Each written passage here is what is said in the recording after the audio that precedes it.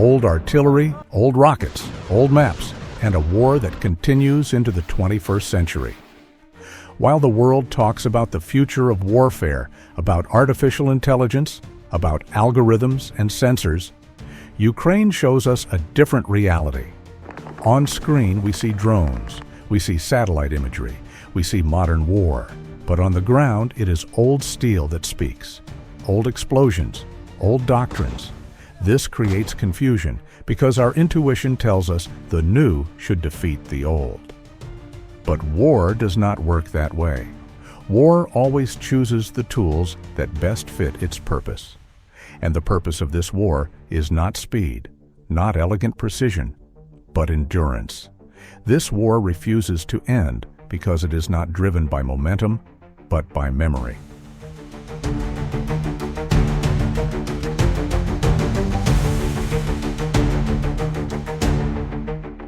When Russia uses Grad systems and older artillery, many call it primitive, outdated, irrelevant. That judgment comes from misunderstanding. Grad was never designed for short wars. It was designed to make areas unlivable, to suppress, to exhaust. In a war of attrition, what matters is not how accurate one strike is, but how long the strikes can continue. Russia understands this. Not because Russia is perfect, but because Russia was shaped by long wars. Old weapons mean proven systems, available spare parts, technicians who know them, production that can scale without redesign. This is not nostalgia. It is cold efficiency. On frozen battlefields, what survives is not the most futuristic, but the most reliable.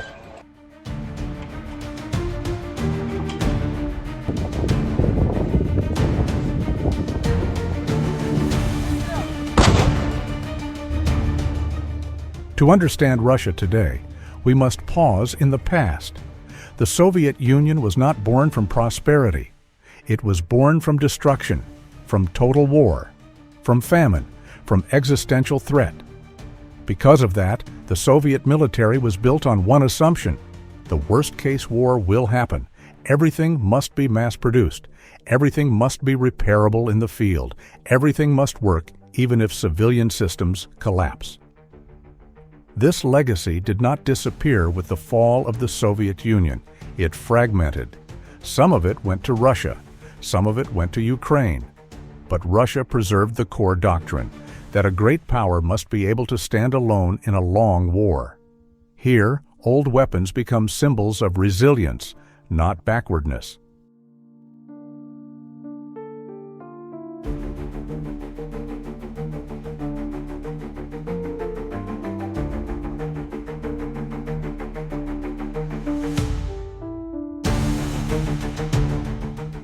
Ukraine stands at a historical crossroads.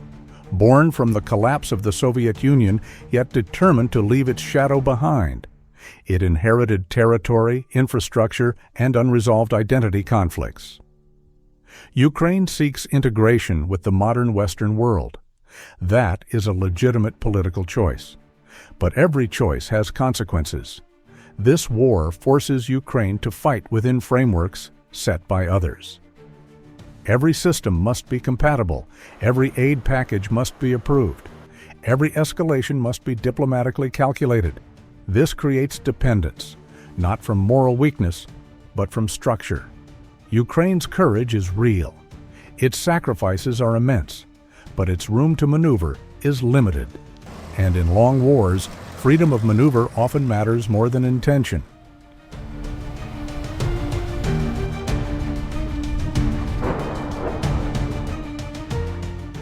What we see in artillery footage is a moment, not the process.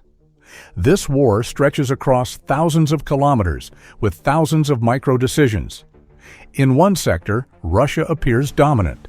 In another, Ukraine holds the line. But cameras are never neutral. Countering mass artillery is expensive. Radar systems, precision munitions, rapid response. One Grad rocket is relatively cheap. One interception can cost many times more.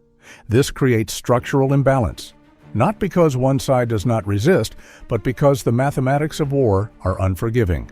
and mathematics has no mercy.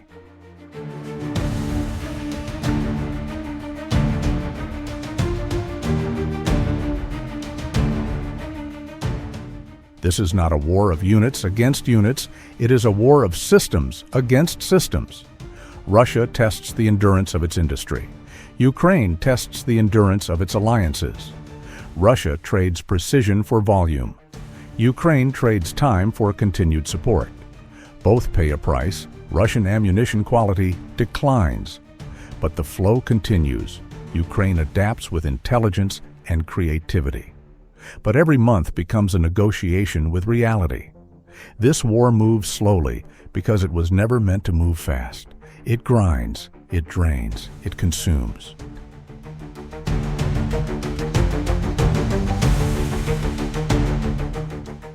Behind all of this, there are people.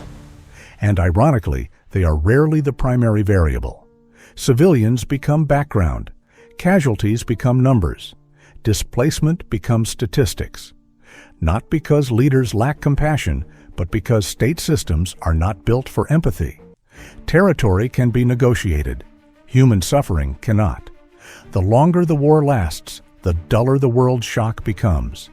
And when suffering becomes routine, war becomes easier to sustain.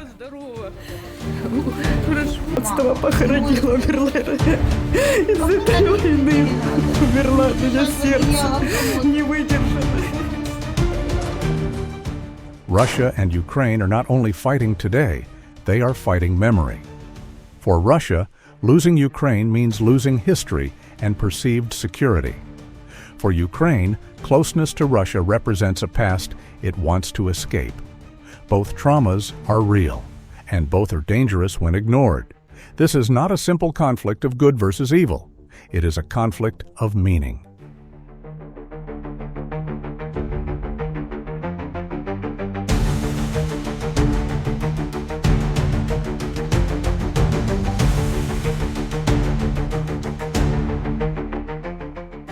How long will this war last?